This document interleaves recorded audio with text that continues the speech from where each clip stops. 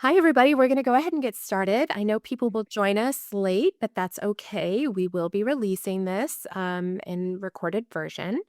So, welcome to PeDRA's special series, Research in Action, Advancing Care for Epidermolysis Bullosa. I'm Jen Dawson. I'm PeDRA's Director of Educational Programs. And before we dive in too deep, I do want to give a very special thanks to our program supporters, Biomedics, Castle Creek Biosciences, Chiesi, and Crystal Biotech for supporting this 2026 EB Education Series. PeDRA is maintaining responsibility for all program content and the selection of presenters, moderators, and faculty.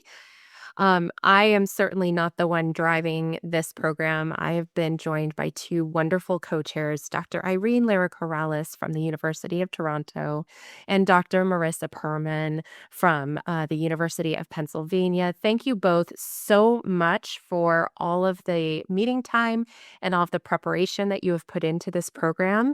And I am thrilled to now turn it over to you to introduce our speaker for the evening.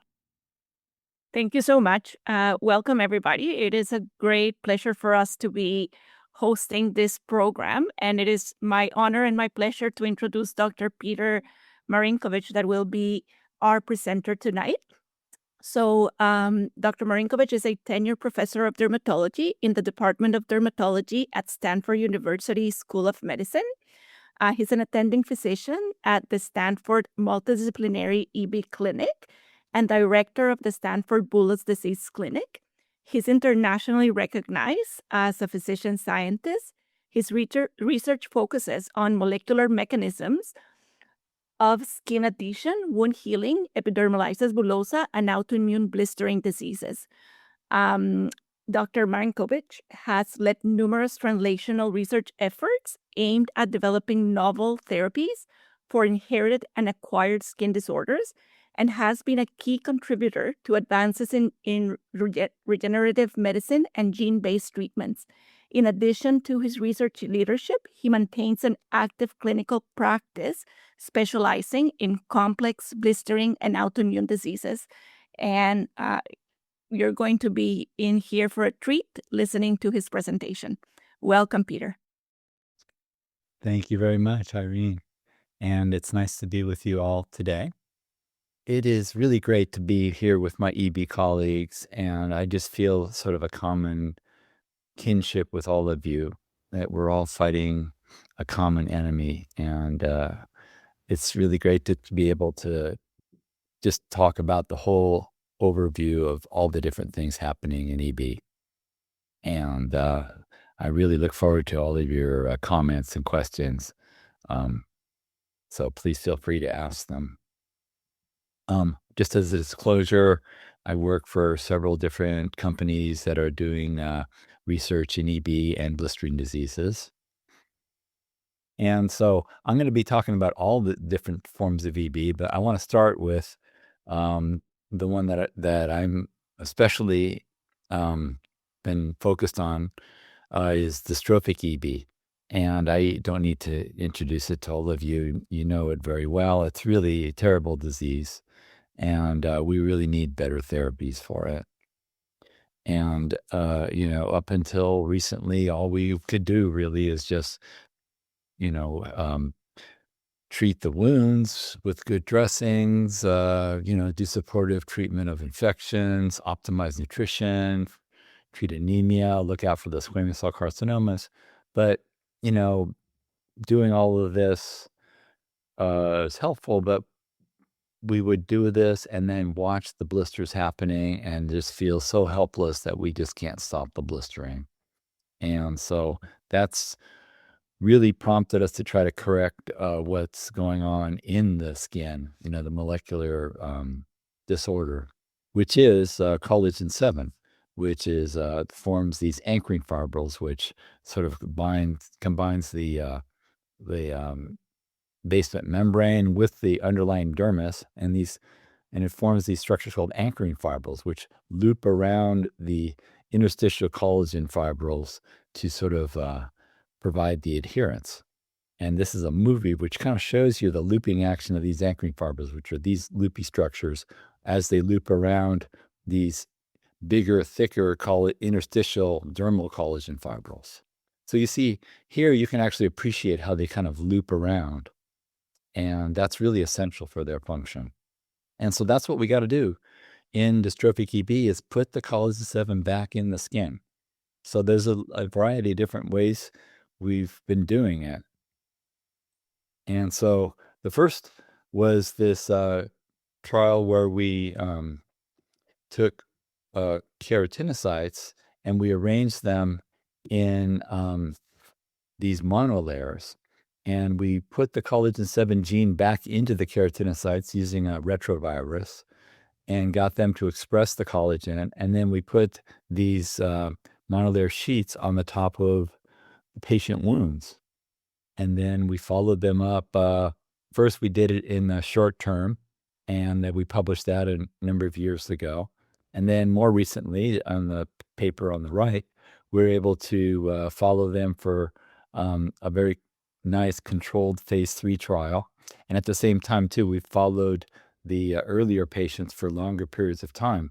And we've been able to show that this is a very nice therapy. It corrects the disease. And as you can see here, by restoring collagen 7, puts anchoring fibrils back in the skin, gives durable healing. And we've had some of the patients have been showing continued improvement for several years. And so it's a good durable therapy. It's not permanent. It's certainly not a one and done type of a therapy, but it's a good durable therapy. And the success of the phase 3 trial has led to approval of this therapy last year. And now it's starting to roll out, and several patients have already received this therapy. So, this therapy involves taking some biopsies of the patient's skin, growing the cells up, and transporting to a manufacturing facility in Cleveland by Abiona Therapeutics, put the gene back in, and then you have to take the patient to the operating room and actually to put these grafts on. And then you have to hospitalize the patient for a week afterwards. And so here at Stanford, we really have a good facility with doing this. We've treated most of the patients so far. And but any facility that wants to take this on is going to need to have expertise in EB as far as like handling the patients, not using tape. We don't want the patients to have more blistering than when they went in the hospital. And it takes also some really expert pediatric anesthesiologists who really understand the fragile airways that these dystrophic EB patients have to be able to get the best results. So it's it's been a successful therapy, but it is a lot that's involved. There's another way to go, and that is with what we call in vivo gene therapy, where you just you don't have to take any biopsies. You just get the drug off the shelf and then ship it directly to the patient's home or to the clinic and put it directly on the wounds. So much simpler. But one of the issues with in vivo gene therapy to date has been the problem of, our immune system. Like, one of the most important things of our immune system is to protect us against viruses. And so when you introduce a virus, the immune system's going to attack it in multiple different ways. And it's really hard to stop that. And we've most of you probably know about this poor patient who died, Jesse Gelsinger, a number of years ago following adenoviral repeated therapy. And it really set the field back a number of years, but people have, come back with newer, less antigenic viruses. AAV is probably the most popular virus people are using nowadays, but still, it has significant immune issues still, and you can only apply it once. But people in that just a single application, if you can work it out so that you can get as much benefit as you can from that one application, you can actually get some positive results. And people have treated a number of eye diseases, sickle cell anemia, as well as some other types of gene therapies with this approach. But repeated gene therapy has been very difficult to impossible. Up until recently, there's a new viral vector that was produced in based on the HSV1 virus, which is the cold sore virus. And we know that the cold sore virus, as our experience as dermatologists, that it can go away, but comes back a few months later or years later. And many people have tried to develop a vaccine against HSV1, but have been unsuccessful. And that's because the HSV1, in its symbiotic relationship with humans for many thousands of years, has developed the ability to evade the human immune system. And it probably does this via multiple mechanisms, but one that's been really well characterized is a viral gene product that actually binds to a very important early antigen processing enzyme called TAP. And it can shut this enzyme down and stop antigen processing at a very early stage. And so in this way, it can evade the immune system detection. And this is not good if you have a disease, but if you make the virus inactivated so it can't replicate, and it cannot produce disease, and you put in the gene of interest, and all it does is it binds to the cell and dumps the gene of interest in, then it can actually be a huge advantage. And that's what this virus takes advantage of, that was developed by Crystal Biotech. And this is actually how the drug is put onto the wound in these little droplets that are spread out across the wound. And then we cover with plastic wrap, and I'll show you a little bit more elegant ways to cover a little later on in the trial. And so then the virus goes into the skin cells. It infects both keratinocytes and fibroblasts, which are both known to produce collagen 7. And it can produce nice expression of collagen 7. You can see it by the immunofluorescence. And then you can see like these nice anchoring fibrils that are formed after treatment. So, you can listen to me all you want, but I think it's much more powerful to hear the actual patients who have experienced the therapy. And this patient has done very well. Just like the Ziva skin, this BVAC can also be a durable therapy. And this patient has gotten like over 70% of his wound burden reduced, and over the course of 4 years, and actually more now. And you can see actually systemic effects as the burden of the systemic inflammation and metabolic requirements of wound healing are lifted. The patient's weight and height has gone up, and his nutritional factors have gone up, and his requirements for iron infusions have gone down, and his anemia has gotten better. But here, he's going to just talk for a couple. My name is Aaron Owens, and I'm here today to talk about my experience as a gene therapy patient. A short backstory.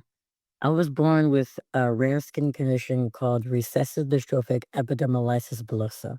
And basically what that means is my body does not create a protein called collagen 7, which holds the top layer of skin to my body. And any amount of friction applied to my skin can tear it right off. So I have to be extremely careful with everything that I do in daily life. My first experience in gene therapy dates back to 2019 when I decided to participate in a topical gene therapy trial for epidermolysis bullosa. Before I started the trial, about 70% of my back was an open wound that would not heal. And the majority of both my upper arms would also be a wound that would not heal. At that time, I was severely anemic and I was losing so much blood and I was in a lot of pain. And just doing everyday activities would be a great challenge for me. And simple things such as sleeping on my back would also be really difficult. After about 3 months of consistent reapplication to specific parts of my upper back and my arms, started to heal up and stay healed. That was really surprising to me because I didn't actually think it was going to work. After about a year and a half of reapplying the gene therapy to my back and my upper arms, 70% of my back healed up, and the majority of my upper arms were completely healed. And this significantly improved the quality of my life because I wasn't in so much pain. I wasn't losing so much blood. I was able to do simple things like sleeping on my back finally. And this really helped me a lot. Fast forwarding to today, 99% of my back is completely healed. And all my arms are also healed. And other parts of my body that didn't receive application are also starting to heal because my body isn't using so much of its resources to heal those areas as well. I hope that in the near future, there will be more advancements in gene therapy for those with my condition and others who can benefit from it. That was a short summary of my experience in gene therapy, and I hope you all have a good rest of your day. Thank you for your time. Well, thanks, Aaron. And, Aaron, it's been great to work with. And he just sort of, I'm sure he reminds all of us of the joy of helping these really deserving patient populations. And I, so just going further on the BVAC before we finish is there's also a case report many may have seen a couple of years ago where they removed an ankyloblepharon that was causing blindness in a patient's bilateral ankyloblepharon that then after removal, then BVAC was applied to the eyes, and it actually resulted in a clear cornea, which then improved the vision dramatically from just being able to appreciate hand motion to 20/40 vision. And on the basis of the successful results of late stage eye disease, then there's a trial ongoing right now where it's more of a early stage disease to try to prevent corneal erosions and the development of this scarring. And that these are some of the different sites that are doing this trial, which is basically a BVAC eye drop trial. So that's ongoing right now. There's another interesting trial I'd like to just mention as well using this drug that we're doing where we allow the SCCs to be excised, but then we apply BVAC to the areas of excision that are as they heal by secondary intention. And the hope is that it can reduce the recurrence, the probably at least 30% recurrence rate of these cancers over time.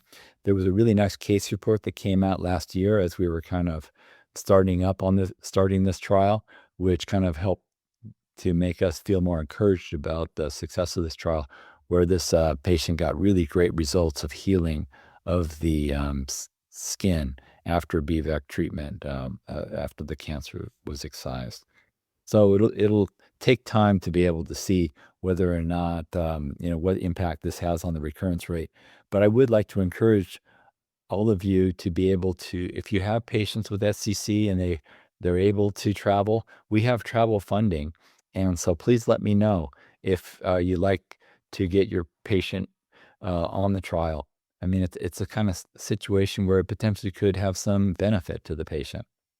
And then also, I before we leave about SCC, I want to just highlight this other trial that was published last year using rigosertib in patients with RDEB with really, really excellent results.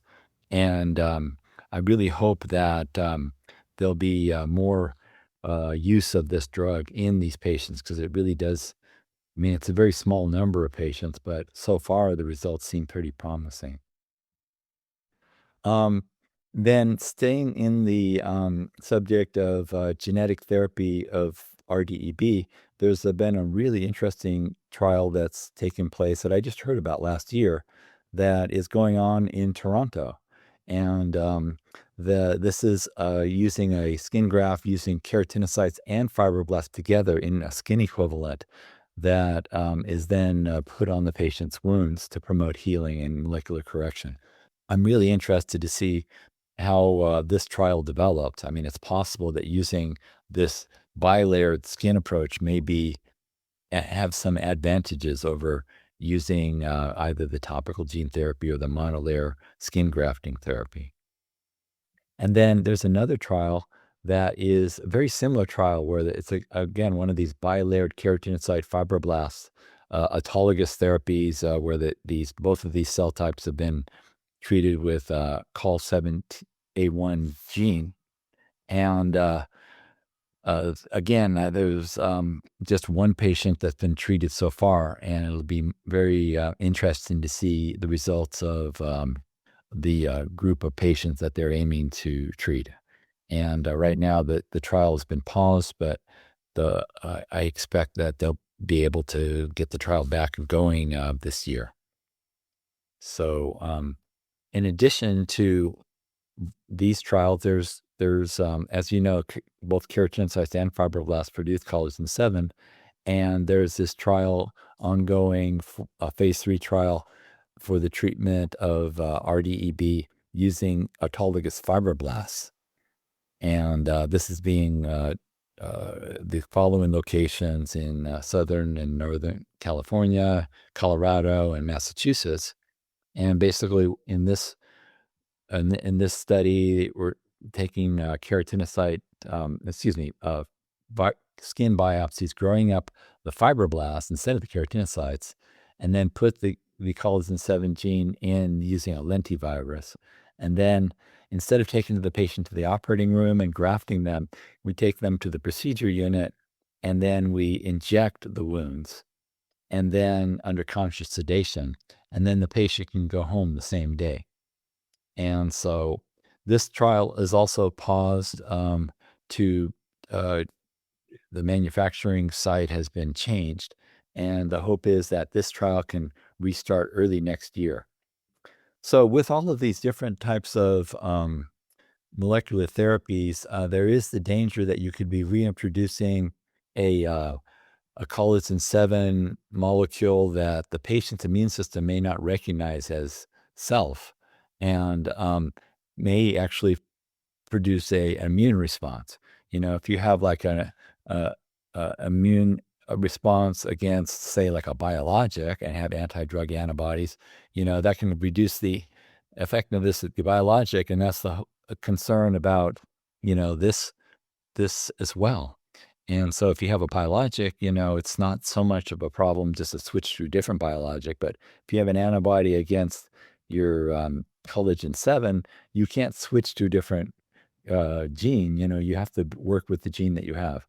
And so, we did not see differences in efficacy in collagen 7 positive, antibody positive, or negative patients in the 6-month phase 3 trial of the crystal study, but it's possible that we could see some effect on the efficacy, and it's something that is being further studied now. We do know that in the Ziva skin early trials, we saw patients who did develop antibodies against the collagen 7, and that's at least one of these patients who demonstrated a positive direct immunofluorescence, both at 3 months and even after 2 years. And so, there is evidence that these collagen 7 antibodies can be potentially pathogenic, and this patient did much more poorly than the other patients. And so there really is a need to be able to address these collagen 7 antibodies. And for that reason, we're doing a couple of different trials here at Stanford. One of them is using this drug efgartigimod, which is a neonatal Fc receptor inhibitor.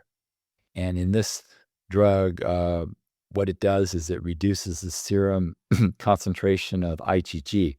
And the advantage that it has over something like rituximab is that rituximab is not reversible very easily. It takes, once you give it, you're going to have low IgG for about 4 to 5 months. Whereas this, if you wash out the inhibitor, you could restore the IgG levels, much more quickly within 1 to 2 weeks. So this is especially, I think, useful for patients like EB, where you have a little bit more of a concern for infection. So this trial is just starting out, and we're looking to recruit patients for this. And then we're also using a good old-fashioned therapy, IV IgG, which we know can also lower autoantibodies. We've used it a lot in the pediatric population, so we know that it's got a good safety profile. And and then it's also less immunosuppressive because we're passively supplying IgG to patients, and so that there is some use of the IgG to help prevent infections, even though it's not produced by the patient. But we're lowering the endogenous production of these autoantibodies. So this trial is also ongoing right now, and we're looking to recruit patients. So before we leave the realm of molecular correction, I just also wanted to touch upon the use of gentamicin. We know that it is a read-through agent where it can actually produce expression of and have the transcription proceed through stop codons. And so the patients have to have the right mutation, but they have the right, and many of these patients do have the right type of stop codon mutations that can respond to this gentamicin. And so, one of the side effects of gentamicin is the systemic toxicity of, especially the ototoxicity and the nephrotoxicity. And I don't think that using it intermittently gives any less toxicity than using it continuously. I think it's mainly the total dose, I think, that drives the toxicity, not how intermittently you give it. But still, if you consider like the Hurlitz's, now we call severe generalized junctional EB, these patients are going to die, So if you can trade off some hearing loss or loss of kidney function to get survival of these patients, it potentially could get them through a crisis period early in life that could be life-saving. So I think that this is, even though I think there is a need for better, less toxic read-through agents, this trial potentially could serve as proof of concept as to whether or not we can actually get some, improvement in junctional EB. And, I think we spent so much time working on dystrophic EB. It's time for us to be able to start to develop more junctional EB directed therapies. Next, I want to talk about inflammation in EB, and not only dystrophic EB, but EB in general. I think, we're doing a lot of really great work looking at the end stage readout of, what are the cells and cytokines that are being produced. I think it would be nice to know a little bit more about what is the upstream mechanism as to what's driving a lot of this inflammation. And we're probably going to find that it's different in all the different subtypes of EB. One of the therapies that seems to have an effect on both the inflammation as well as wound healing is oleogel. Now it's called Dilsavez, and it's another product that has been recently approved in the last couple of years for both junctional and dystrophic EB. And there's been some anecdotal reports that show that it can have an anti-inflammatory effect. And certainly the phase 3 trial, which is now completed and was successful in meeting its endpoints, has shown some improvement in the wound healing. The type of wound healing that is seen in this oleogel Filsuvez is different in that it produces a improved, faster closure of the wound.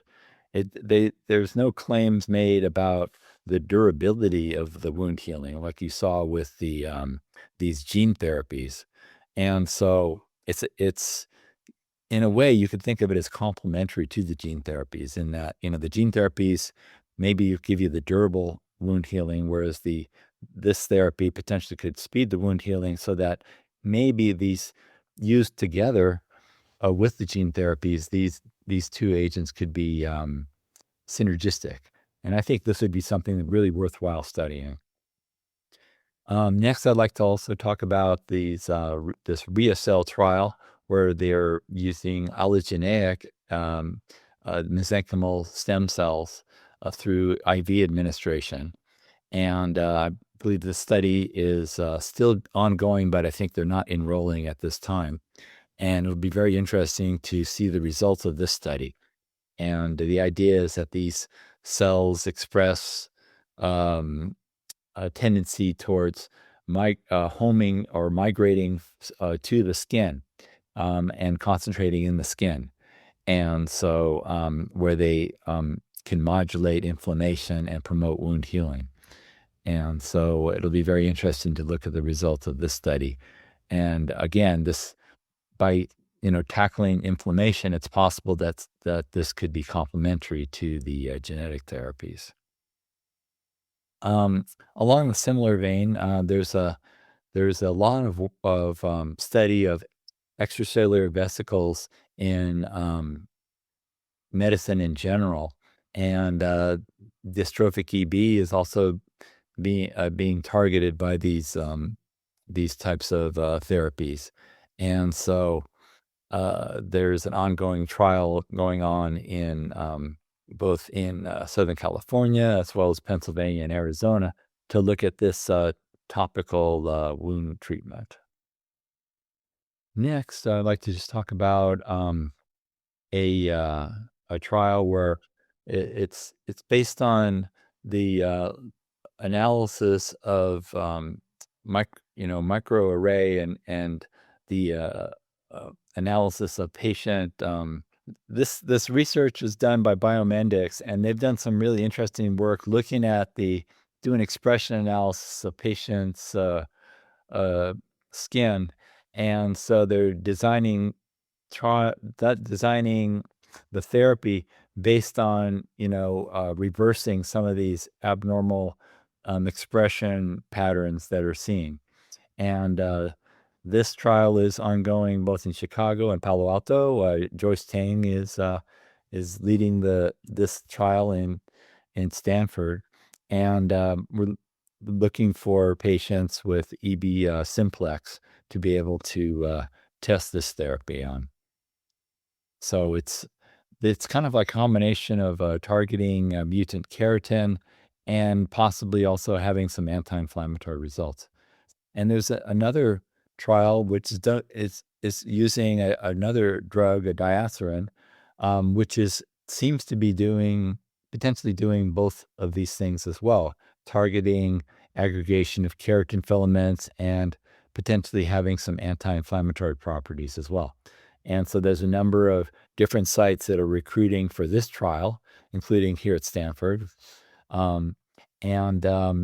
One of the issues with recruitment, though, is getting the patients to not have palm and sole involvement, but still have very significant skin involvement.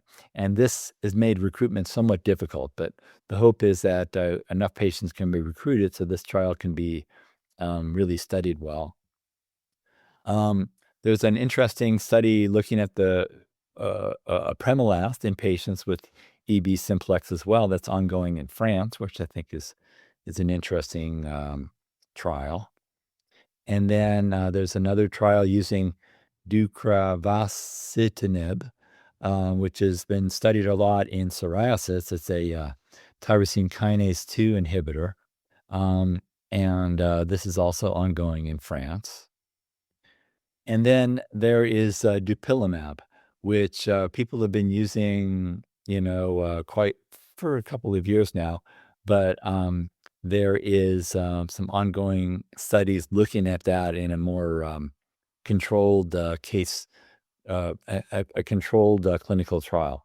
And I know Amy Powler is studying this very actively in Chicago. And, we always, as pediatric dermatologists, we think about, the mechanism of action of dupilumab for atopic dermatitis, but, is that the mechanism? We know that it's also been approved, dupilumab, for bullous pemphigoid this last year. And could it be that perhaps if we do show that dupilumab is consistently effective for EB patients? Could it be the working on the blistering aspect, by a mechanism akin to bullous pemphigoid, rather than atopic dermatitis? It's hard to say, but it's something that I think would be it's worthwhile considering. So anyway, just kind of wrapping things up here, I just want to give a shout out to for EB patients for finally getting a couple of gene therapy drugs approved, and the hope is that we're going to get many more approved. People talk about we need a cure. We don't have a cure for EB. Well, the cure's not going to like a pill that you take and that's going to solve everything in the patient's body in one treatment. Sure, that would be a really worthwhile goal. But the thing is, the cure is not going to happen like that overnight. The way it's going to happen is incremental progress, step by step, better, safer, more effective, more convenient, less expensive therapies. That is the way we're going to work our way to getting a cure. And I think we need to keep going on these incremental advances and making the lives of the EB patients better step by step. And so now that, with the Vyjuvek, for example, there's a number of hundreds of patients now in the U.S. that are using it, I think it's really important to be able to get the best results you can. Like if you don't use it in the best way possible and you don't get good results, you're just going to say, oh, and the patient's going to say, oh, it doesn't work, So I can just, I've been using it for a few years now, and I'm glad to be able to share some advice. One thing that I can tell you is if you have wounds that are draining a lot, that if you put the dressings over the top after you apply the Vyjuvek, it's going to dilute it, and so it's not going to be able to. It's going to wash it away from the wound rather than allow it to penetrate. And so, when you're looking at a wound that you want to treat with Vyjuvek, just kind of like treat it in advance. If it's draining, a lot of times it's infected. So maybe give the patient some antibiotics or do really good topical wound care and clean it up. If it has a lot of crust or biofilm, it's maybe it's not being occluded and kept moist.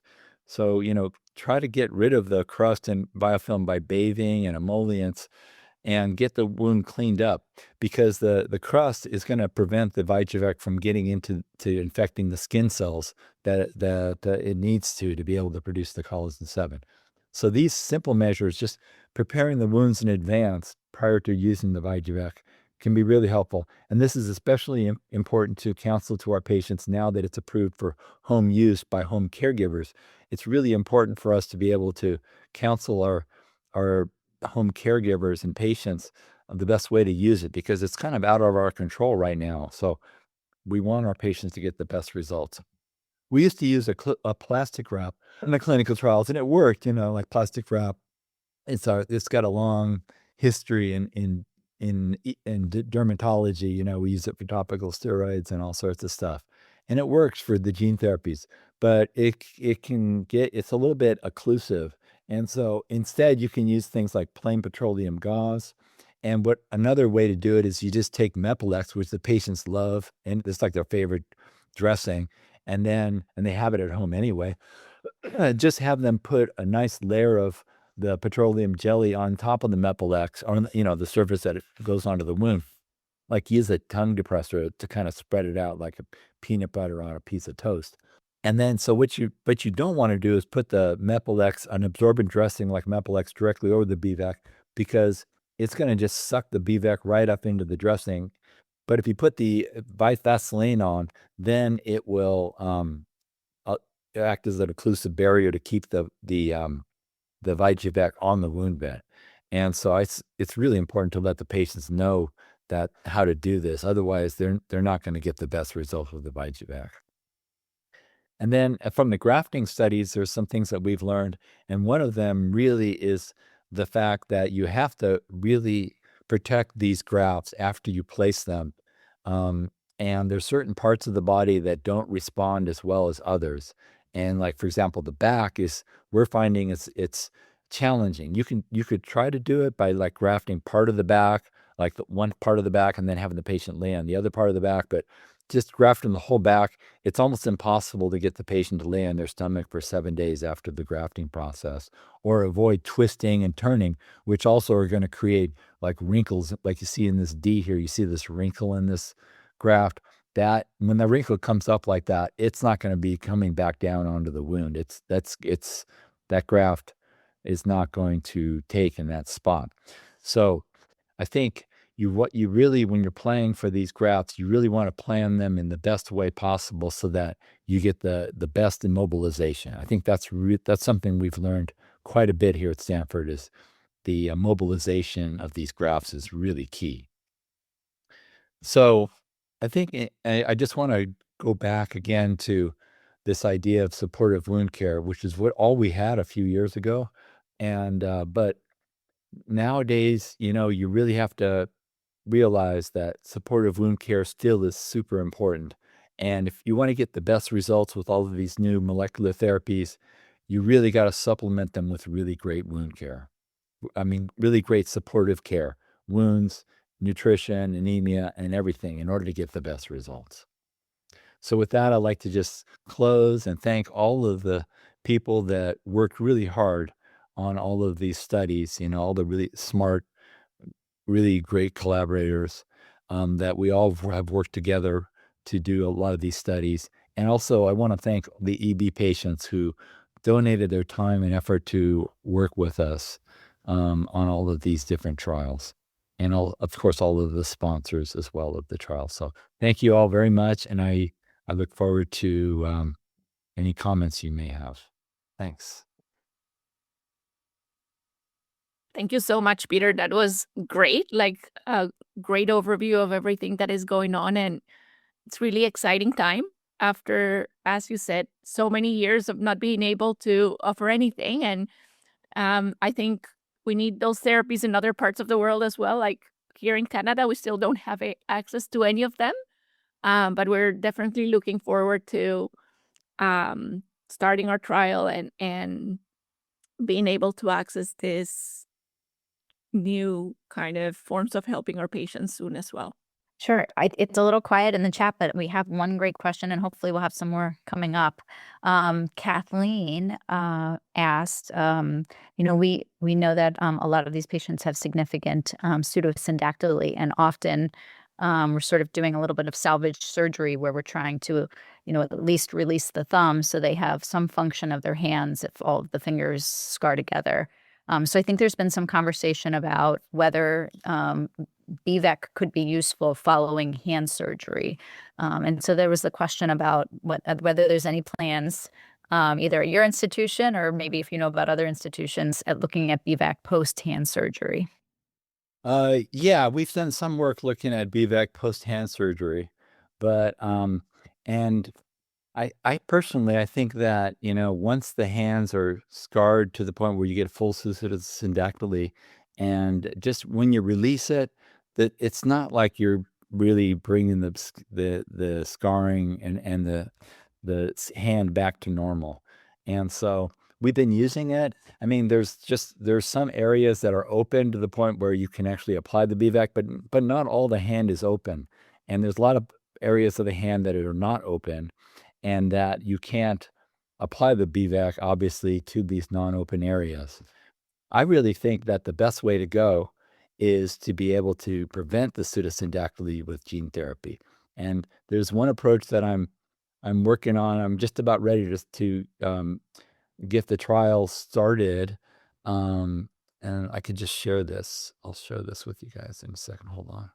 While you're doing that, one of the questions that's come up, we've talked about applying it in the OR, right after the surgery is completed, but Yes.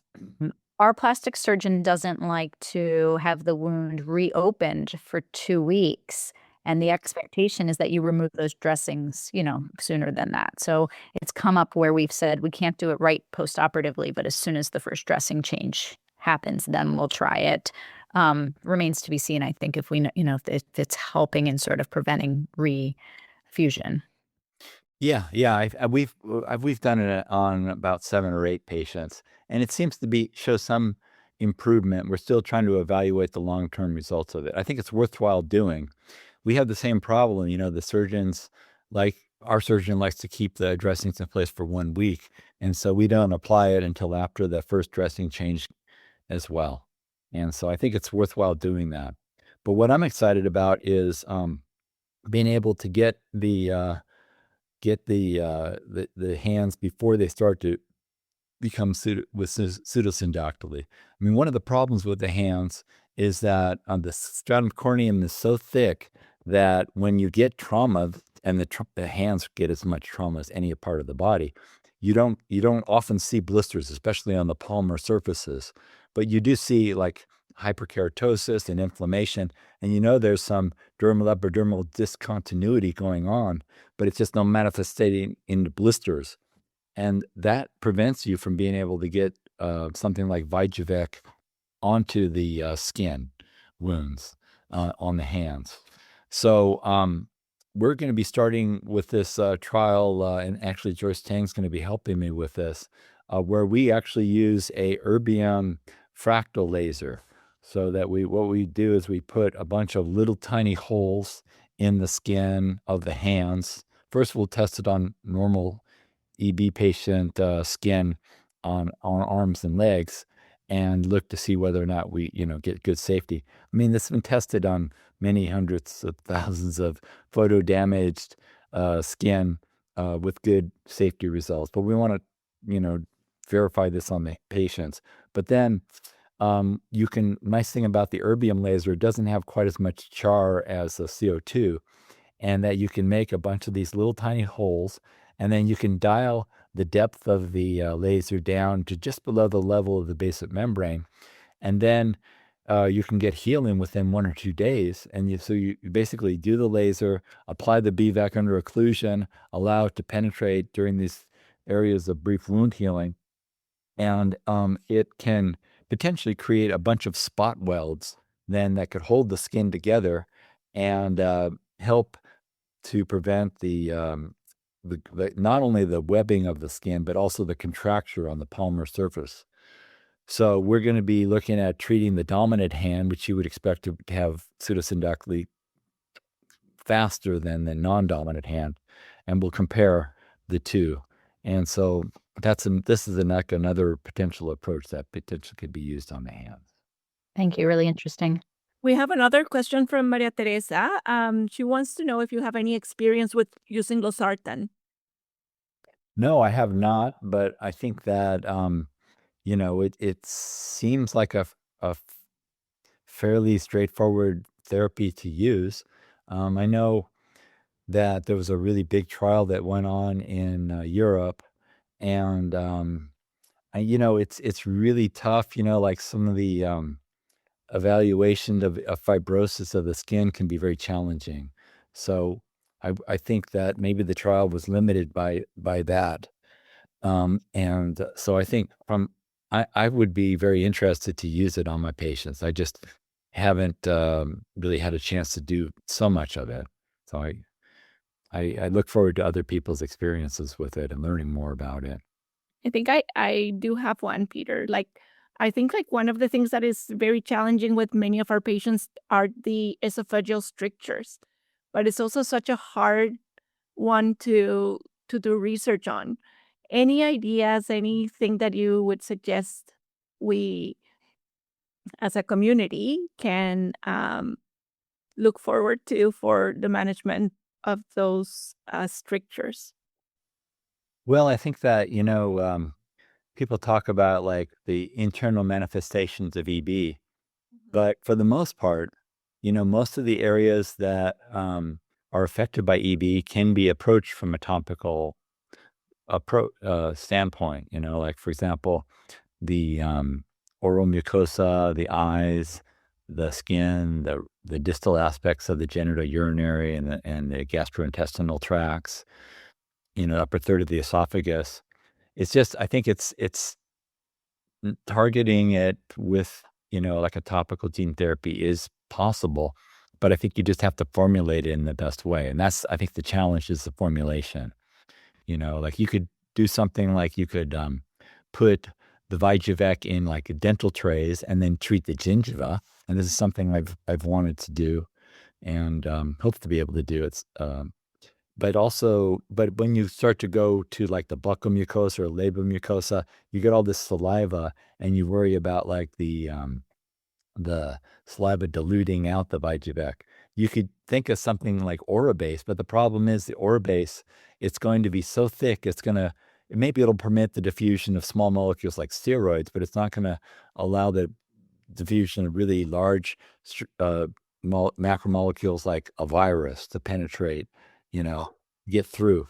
So the idea would be to use something viscous like in the oral mucosa, as well as something viscous that can kind of coat the esophagus that will allow the material to kind of become impervious to the saliva, that washing it away, but also allow diffusion of the virus onto the skin. But it is challenging. I think that's a major challenge. Well, if anybody does have any more questions, my email address is mpm@stanford.edu. Just send me an email. I'm glad to talk about EB. I enjoy it, and anybody wants to collaborate or work on something to collectively help our EB patients, I'm all for it. Thank you so much, Peter. Yes. Thank you so much, Dr. Marinkovich. Thank you, Dr. Lara Corrales. Thank you, Dr. Perman. And thank you, everybody who joined us today.